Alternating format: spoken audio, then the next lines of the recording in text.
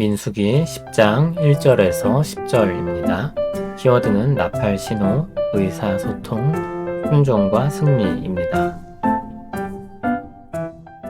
여호와께서 모세에게 말씀하여 이르시되 은나팔 둘을 만들되 두들겨 만들어서 그것으로 회중을 소집하며 진영을 출발하게 할 것이라. 나팔 두 개를 불 때에는 온 회중이 회막문 앞에 모여서 내게로 나올 것이요 하나만 불 때에는 이스라엘의 천부장된 지휘관들이 모여서 내게로 나올 것이며 너희가 그것을 크게 불 때에는 동쪽 진영들이 행진할 것이며 두 번째로 크게 불 때에는 남쪽 진영들이 행진할 것이라.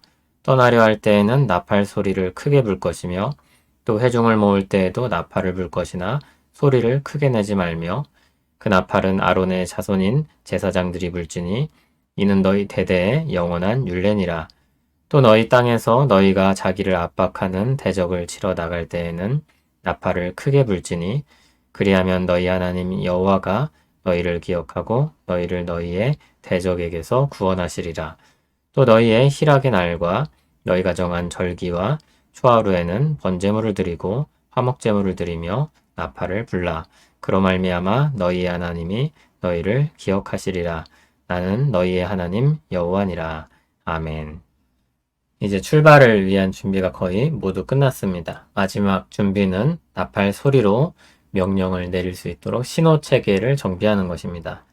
신호등을 보고 차들이 어떻게 움직일지 판단하는 것처럼 나팔 소리가 이스라엘 백성의 움직임을 결정합니다. 신호를 하기 위해 은나팔 두 개를 마련합니다. 그리고 3절부터 그 신호들이 나옵니다. 나팔 두 개를 불면 온 회중이 회막 앞으로 하나님께로 모입니다. 하나만 불면 천부장이 모입니다. 크게 불면 동쪽 진영이 행진합니다. 두 번째로 크게 불면 남쪽 진영이 행진합니다. 떠날 때는 나팔 소리를 크게 불고 회중을 모을 때는 소리를 크게 내지 않습니다.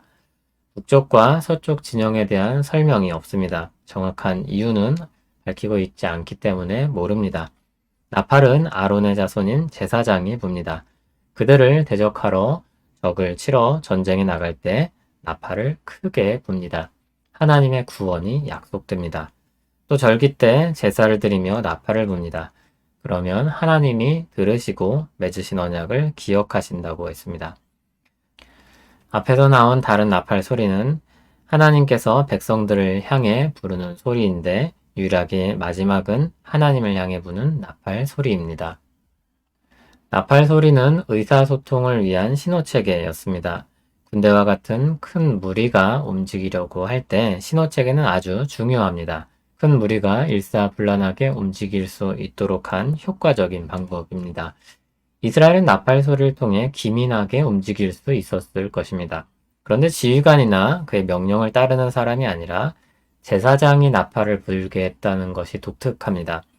하나님과 백성 사이를 연결하는 제사장이 이 의사소통을 맡았습니다.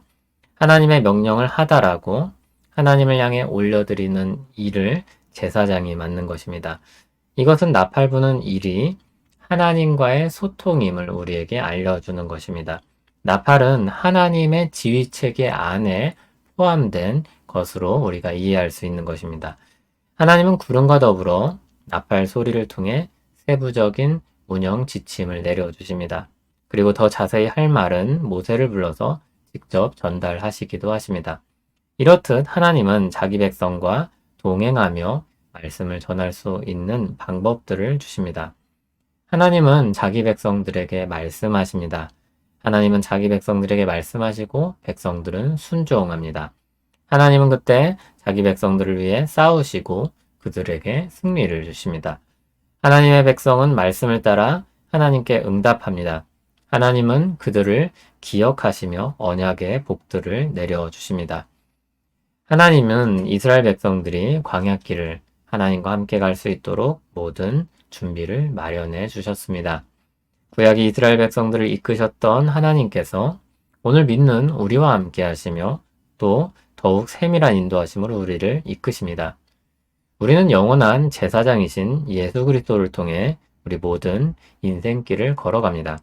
성령 하나님께서 우리에게 오셔서 말씀을 생각나게 하시고 깨닫게 하시고 우리를 주님의 길로 이끌어 주십니다.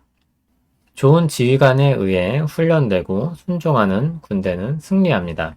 우리 인생에 수많은 싸움들이 있지만 좋은 지휘관이신 하나님으로 말미암아 승리할 것입니다. 우리는 하나님의 백성입니다. 하나님이 함께 하시며 하나님이 인도하는 백성입니다. 오늘 말씀을 통해 하나님이 오늘도 우리와 함께 하시며 우리에게 말씀하고 계심을 깨닫고 그리고 알게 하십니다. 성령께서 우리 마음을 이끌어 하나님과 더불어 사는 삶으로 인도하십니다. 성령님의 인도하심을 따라 살기 원한다면 하나님의 말씀을 읽으시길 바랍니다. 더 깊이 새기고 더 익숙해지길 바랍니다. 나팔 소리에 즉각적으로 움직이는 군대처럼 하나님의 말씀을 신호로, 명령으로 받아 하나님의 군대로 행하는 우리 되길 바랍니다.